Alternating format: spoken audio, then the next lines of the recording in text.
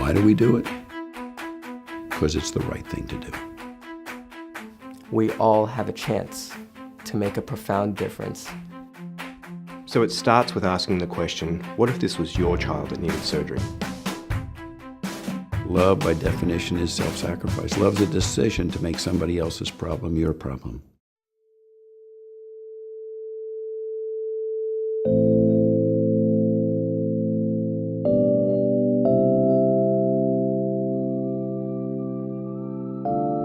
It wasn't fair because these kids didn't have access to anything.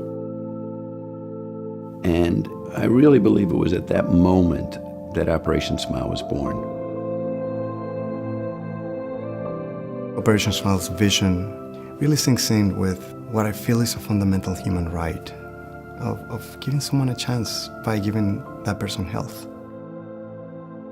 We believe that every child should have access to safe, well-timed and effective surgery. You know, in Madagascar, I heard the story of a whole community pooling all of the money that they had available in order to make it possible to get a child to a hospital to get surgical care.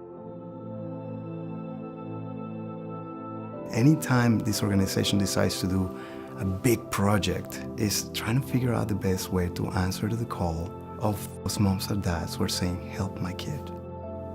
Please help my kid. They're desperate. They're desperate for help, and you feel that. And when you can feel something, I think you do something. You look at their face, you see their eyes, and they hold this child. It's like holding your own, really.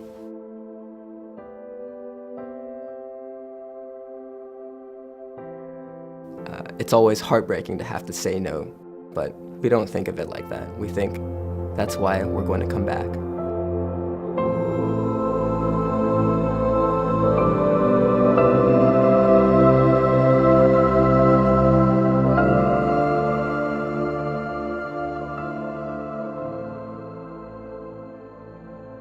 We have a responsibility to keep going back and to keep educating people and to keep building the infrastructure of that system to take care of those children.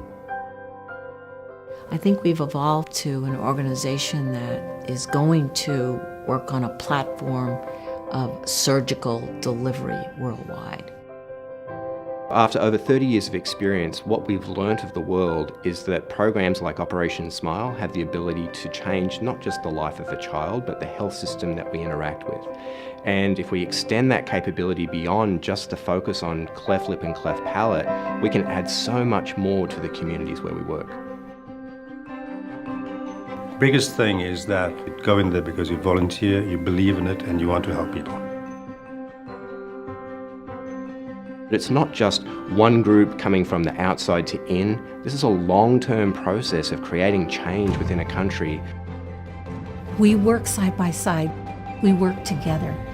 And we say, let us do this together. You teach me, I teach you.